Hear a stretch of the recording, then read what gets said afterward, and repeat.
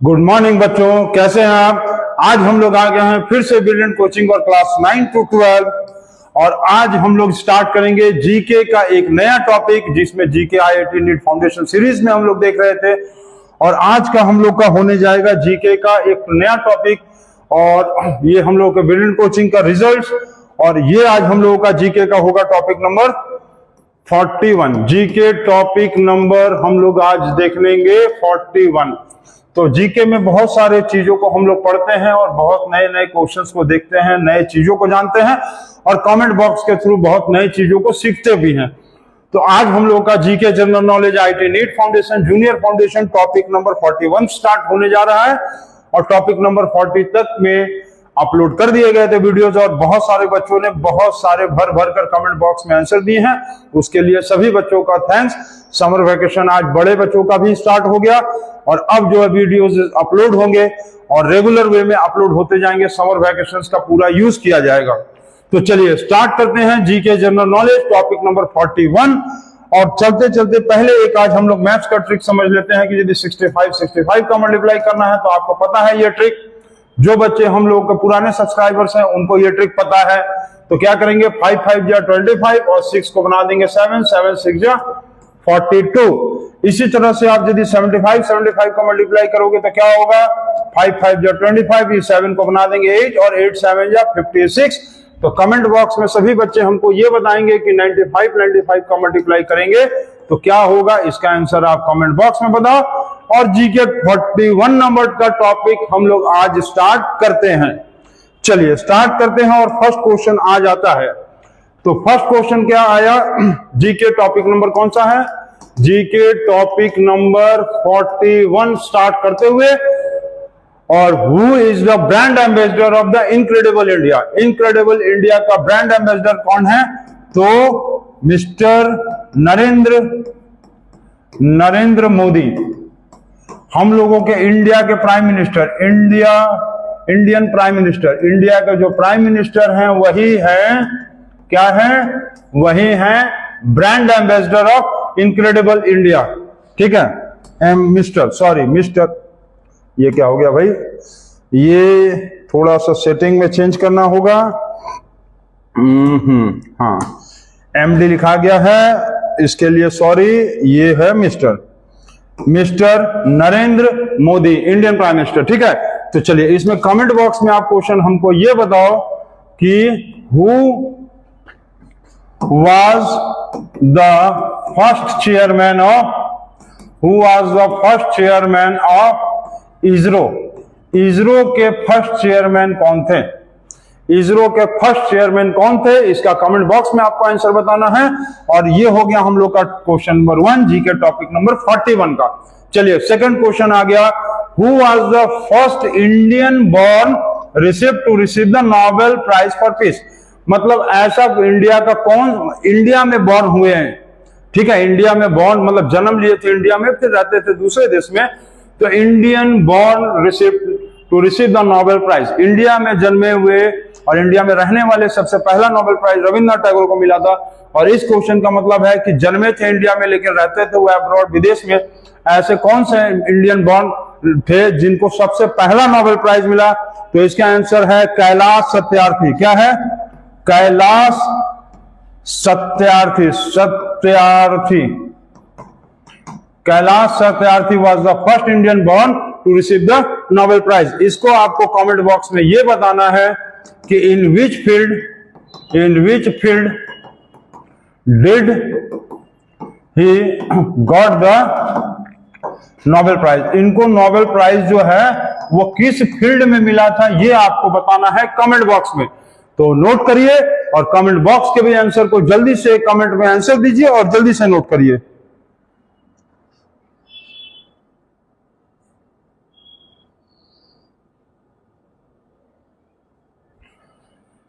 चलिए हो गया क्वेश्चन नंबर 2। क्वेश्चन नंबर 3 पे बढ़ाया जाए। अब क्या क्वेश्चन आ गया, who is the present central minister of drinking water and sanitation.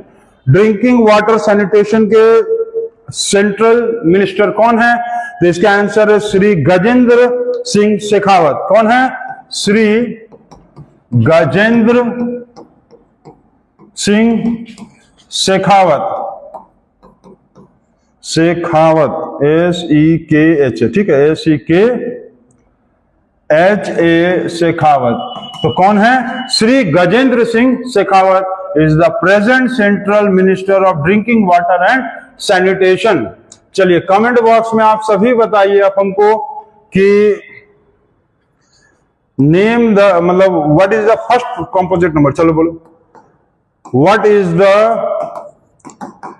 First composite number, what is the first composite number, सबसे पहला कंपोजिट नंबर क्या है, ये आपको हमको कमेंट बॉक्स में बताना है। और ये भी बताओ कि name the number which cannot be written in Roman, name the number which cannot be written in Roman system में कौन सा नंबर को नहीं लिख सकते हैं, मतलब ऐसा कौन सा नंबर है जिसका रोमन नंबर होता ही नहीं है। तो इसका आंसर बताइए। और क्वेश्चन नंबर 4 पे चलिए, क्या है? Where is the Himalayan forest research institute located, where is the Himalayan forest research institute located, तो ये है शिमला में। कहां है? शिमला में। चलिए ये आंसर तो आप जान गए, where is the Himalayan forest research institute located. अच्छा ये बताओ आप हमको कि हु फाउंडेड द ब्राह्मो समाज, हु फाउंडेड द ब्राह्मो समाज। चलो बताओ, हु फाउंडेड द ब्राह्मो समाज की स्थापना किसने की थी, ये आपको कमेंट बॉक्स में बताना है। कमेंट बॉक्स क्वेश्चन नंबर 4 का क्वेश्चन नंबर, कमेंट बॉक्स का क्वेश्चन 4, इसको नोट करिए। The Himalayan forest research institute is located in Shimla.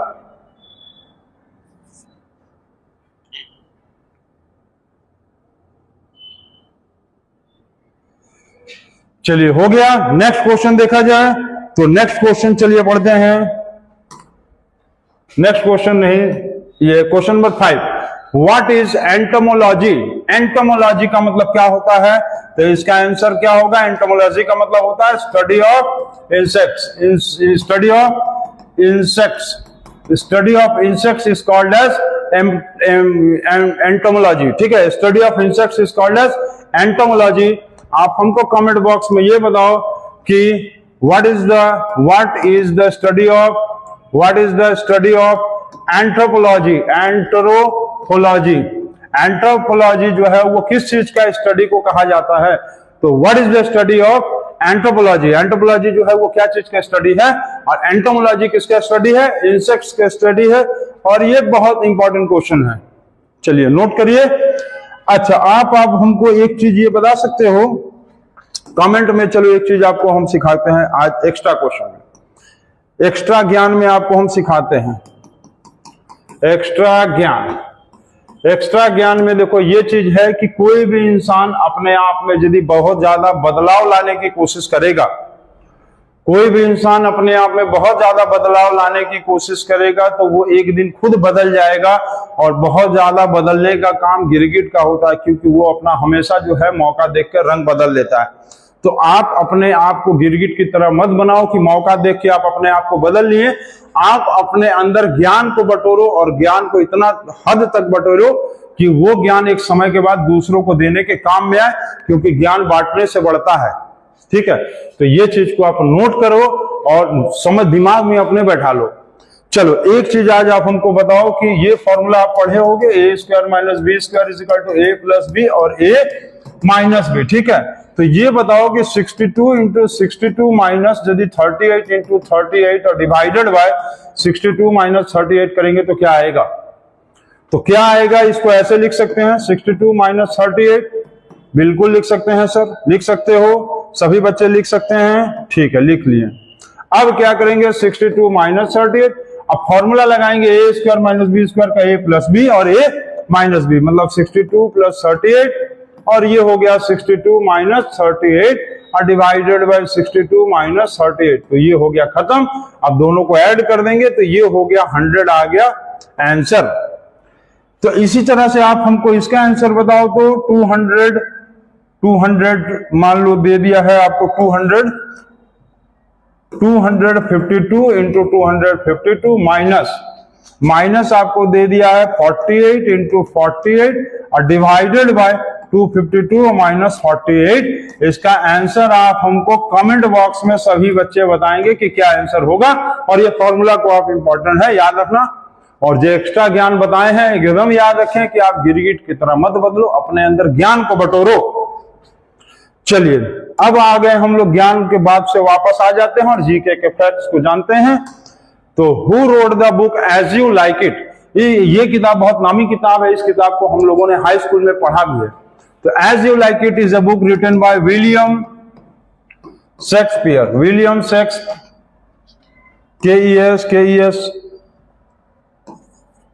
William Shakespeare, ठीक है। विलियम शेक्सपियर ने as you like it book को लिखा है।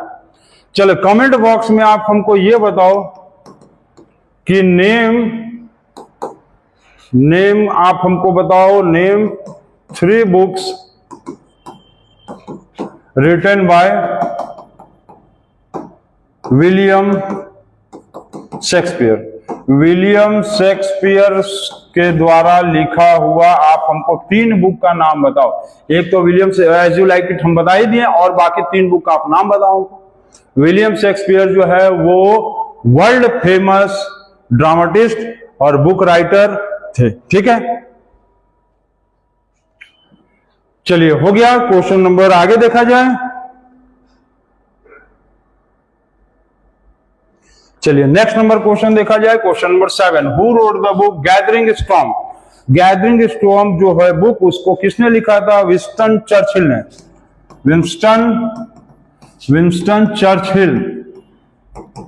विंस्टन चर्चिल ने गैदरिंग स्टॉर्म बुक लिखा था। कमेंट बॉक्स में आप हमको ये बताओ कि who wrote the book God of small things. Who wrote the book God of small things. इसके राइटर जो है लेडीज हैं, और इसके राइटर को बुकर अवार्ड भी मिल चुका है, बुकर प्राइज भी मिल चुका है, जो कि वर्ल्ड में बुक लिखे जाने पे सबसे प्रेस्टिजियस अवार्ड है। बुक जो लोग सबसे बढ़िया बुक लिखते हैं उनको वर्ल्ड लेवल में एक बुक के लिए अवार्ड दिया जाता है, बुक लिखने के लिए। उस अवार्ड को बोलते हैं बुकर प्राइज। तो God of small things book, God of small things, इस बुक को लिखा है किसने? और इस बुक के लिए लेडीज हैं, उनको बुकर प्राइज भी मिल चुका है। तो इसका कमेंट बॉक्स में आप आंसर बताओ, और नेक्स्ट नंबर क्वेश्चन पे जल्दी आगे बढ़ा जाए। और सभी लोग कमेंट बॉक्स में भर भर कर आंसर बताएंगे।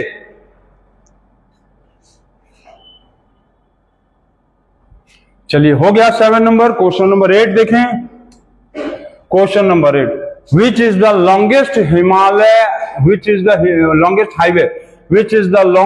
highway in the world? तो ट्रांस कैनेडियन हाईवे, ठीक है। तो लॉन्गेस्ट हाईवे कौन सा है? Trans Canadian highway. वर्ल्ड का सबसे लॉन्गेस्ट हाईवे है ट्रांस कैनेडियन हाईवे। तो आप हमको कमेंट बॉक्स में चलो ये बताओ कि क्या बताओगे? ये बताओ, ludo is the national game of which country? Ludo is the national game of which country? चलो जल्दी से बताओ, ludo is the national game of which country? Ludo किस कंट्री का नेशनल गेम है, ये आपको बताना है। लूडो जो है वो नेशनल गेम है किस कंट्री का? सभी बच्चे इसको फटाक से बताएंगे, जल्दी से बताएंगे। तो नोट करिए, लॉन्गेस्ट हाईवे कौन सा है? Trans Canadian highway. Next question आ गया, who was the first governor general of Pakistan? Who was the first governor general of Pakistan? तो Mohammad Ali Jinnah. Mohammad Ali Jinnah was the first governor of Pakistan. चलो ये आप हमको कमेंट में बॉक्स बताओ कि who was the first who was the first viceroy of independent India, who was the first viceroy of independent independent India के first viceroy कौन थे? इसका आपको कमेंट बॉक्स में आंसर बताना है और जल्दी से बताइए। चलिए क्वेश्चन नंबर 10 पे बढ़ा जाए, जल्दी से बढ़िए इसको।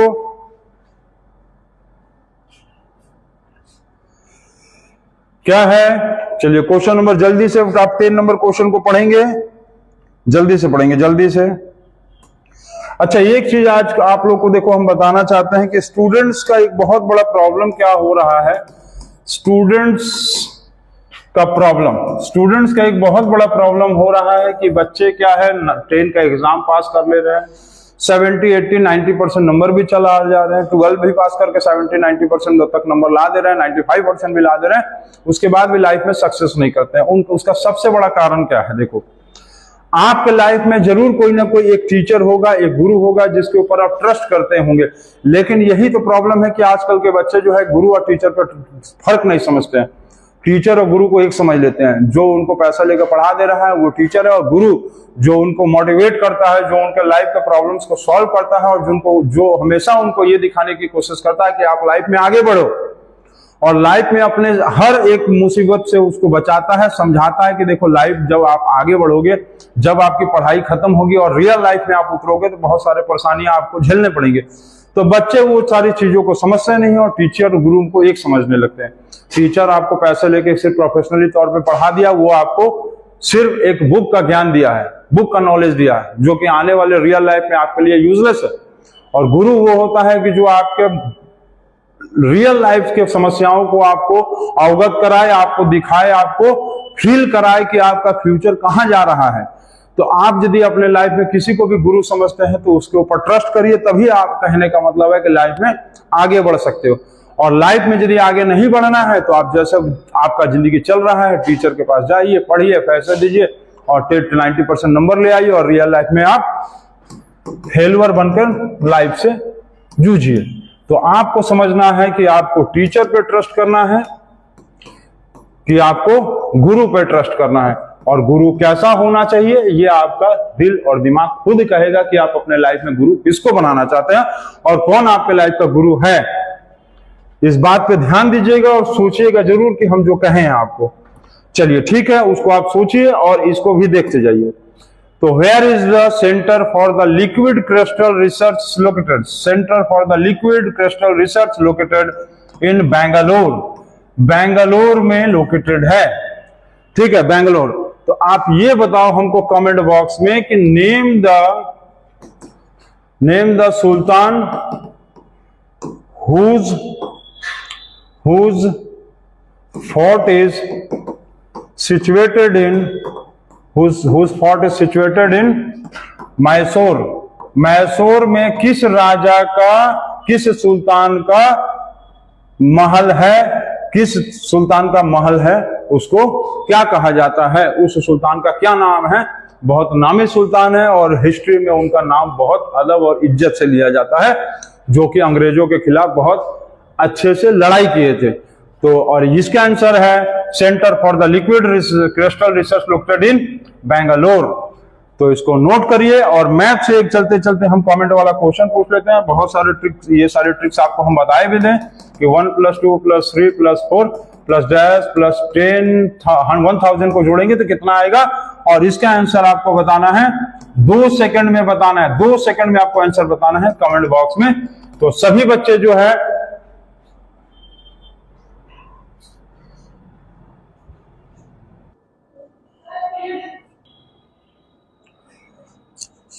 तो सभी बच्चों ने देख लिया है, ये जीके का टॉपिक नंबर 41 कंप्लीट हो गया, और ये था जीके का टॉपिक नंबर 41 कंप्लीटेड।